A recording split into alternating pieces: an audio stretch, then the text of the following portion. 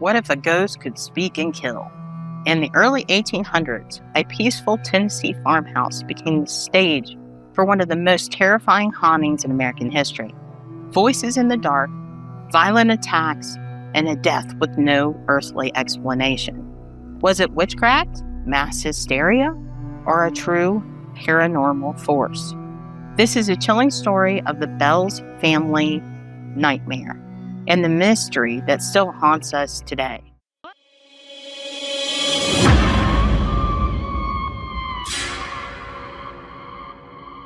Hello to all my fellow creepy little weirdos. My name is Christina, and I will be your tour guide through the realms of the unexplained, the paranormal, and the just plain weird. Welcome to Horror, History, and Hauntings.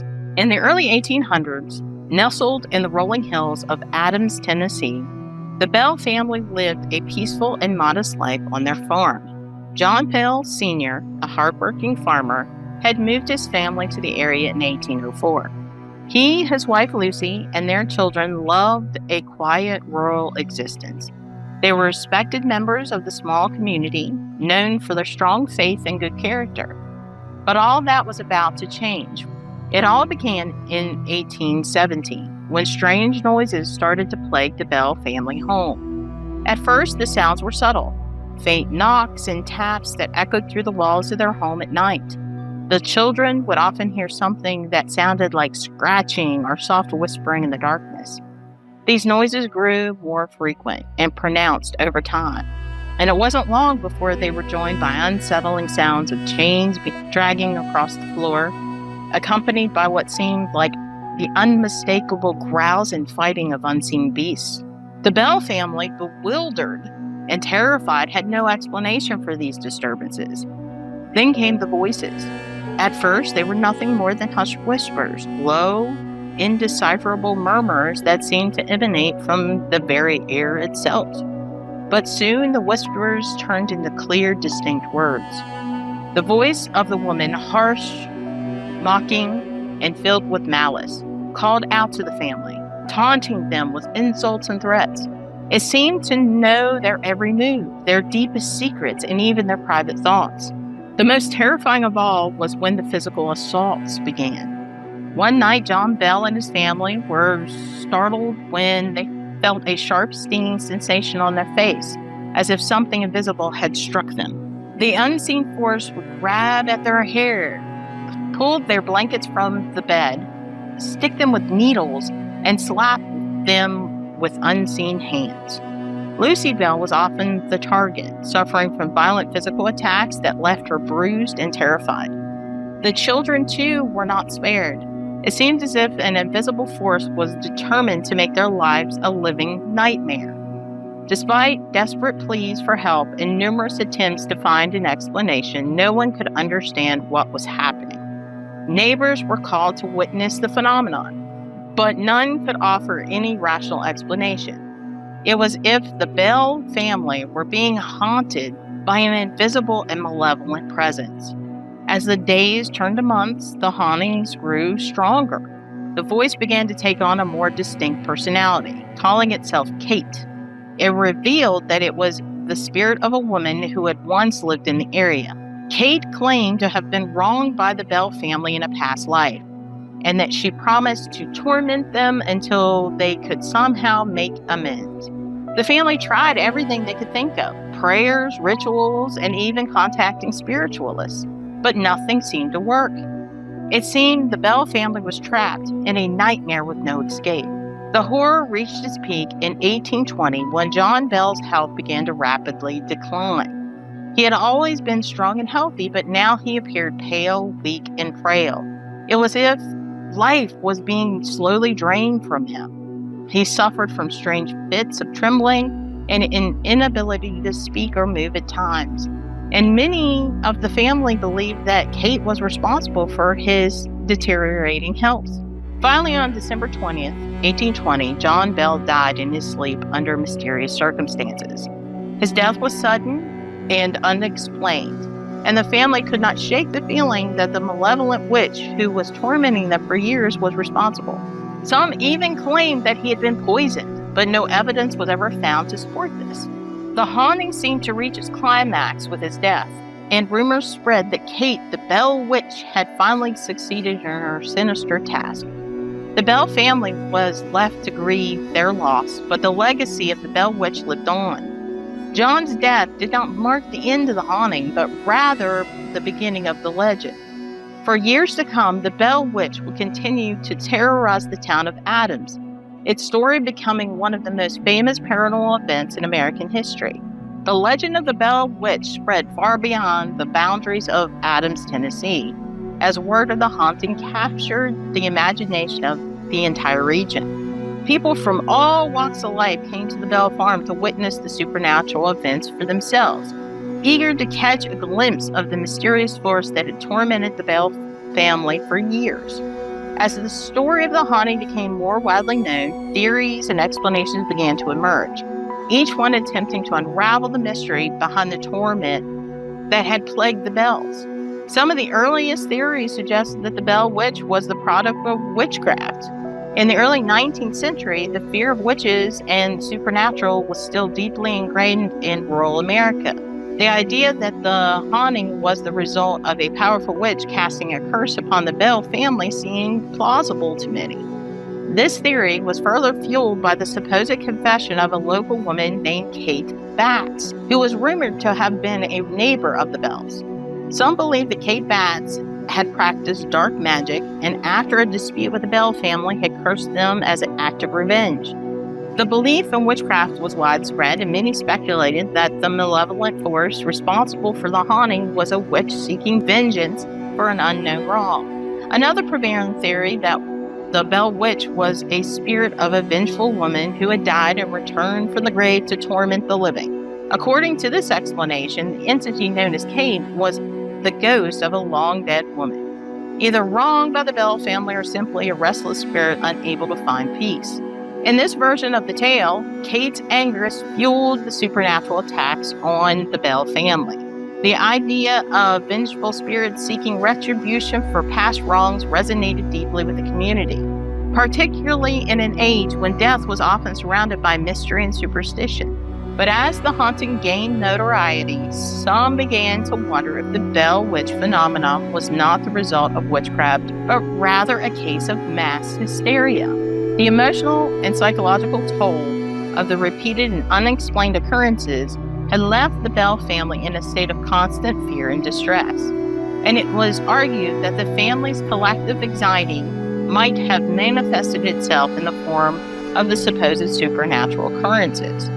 Some skeptics believe that the Bells, especially Lucy and the children, had been influenced by the rumors and the fears surrounding the hauntings, and their perception of reality had become distorted.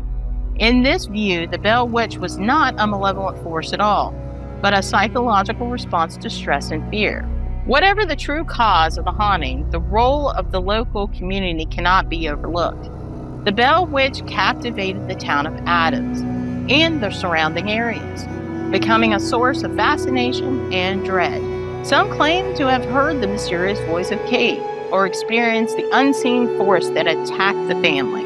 Local folklore began to take shape around the haunting, with stories of cursed families, vengeful spirits, and dark magic spreading like wildfire. Locally, the Bell Witch became a focal point of conversation, gossip, and speculation. Some townspeople embraced the supernatural nature of the events, while others sought more rational explanations, such as the possibility of an elaborate hoax or a psychological manipulation. Despite the differing opinions, one thing was clear. The Bell Witch had woven itself into the fabric of the community's collective imagination. People's beliefs about the haunting reflected the deep-seated fears and superstitions that thrived in the rural South during the 19th century.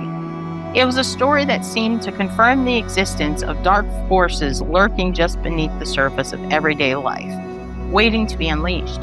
The impact of the Bell Witch story is felt across the world, as the haunting has inspired numerous books, films, and television shows, cementing its place in pop culture. Writers have flocked to the story, crafting novels and articles based on accounts of the Bell family, blending fact with fiction in a quest to unravel the mystery of the witch.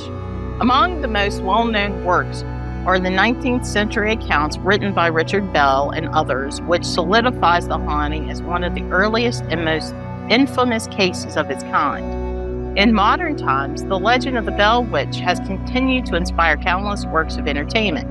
Films such as The Blair Witch Project and The Bell Witch Haunting have drawn on the eerie, mysterious atmosphere of the Bell Witch story, bringing its supernatural elements to a wider audience.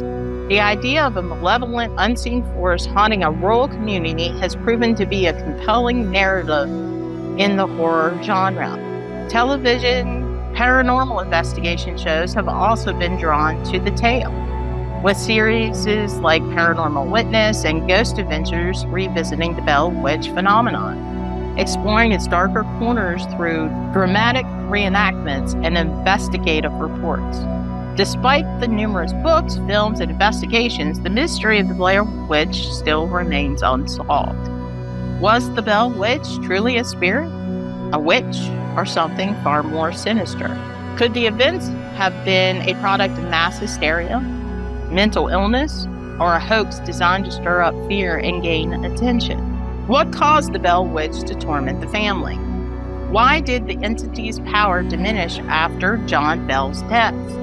And most hauntingly of all, is the Bell Witch still out there, waiting in the shadows? These questions continue to captivate those who dare to delve into the story. Many paranormal experiences, including those like the Bell Witch haunting, can be explained through scientific phenomena. One such explanation is sleep paralysis, a condition that affects many people at some point in their lives. Sleep paralysis occurs when a person wakes up from a dream but finds themselves unable to move or speak. During this state, the brain is in a kind of limbo between sleep and wakefulness, and while the body remains paralyzed, the mind remains active. Often people report feeling a presence in the room, sometimes malevolent, and experiencing sensations of pressure on the chest, difficulty breathing, and even the sensation of being dragged or attacked.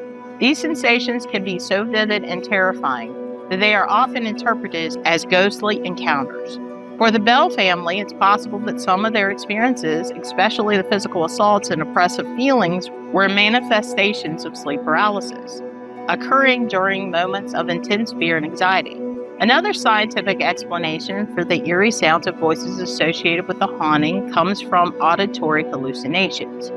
The human brain is wired to make sense of the world around us, and in times of stress and fear, it can begin to interpret sounds in a way that match our expectations or anxieties. People living in an environment where they believe they are being haunted may be more likely to misinterpret ordinary noises as something supernatural. The creak of a floorboard or the wind rattling the windows could all be mistaken for the sounds of an unseen force. In the case of the Bell Witch, the strange, mocking voice that tormented the family could have been the result of auditory hallucinations, sounds generated by the brain in response to heightened emotional states, especially when a person is primed to hear something terrifying. The power of suggestion is another critical factor in the paranormal.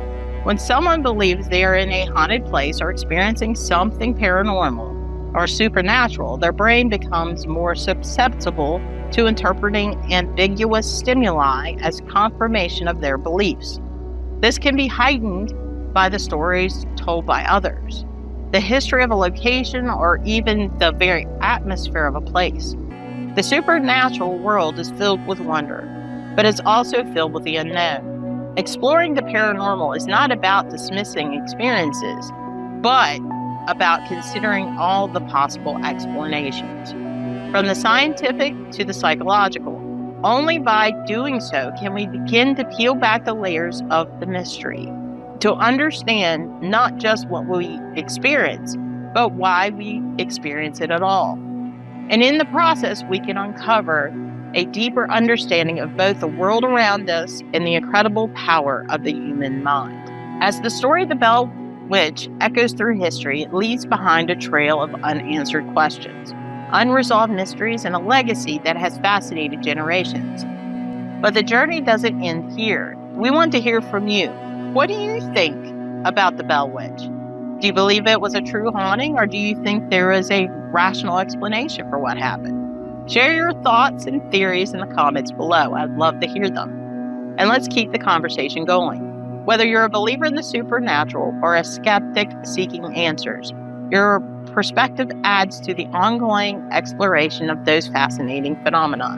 If you enjoyed this video, please show your support by liking the video and subscribing to the channel. It would really mean the world to me. Also, you might like this video about another haunting tale or this playlist on my channel. And as always, I want to thank you for watching. Good night and sweet dreams. Bye-bye.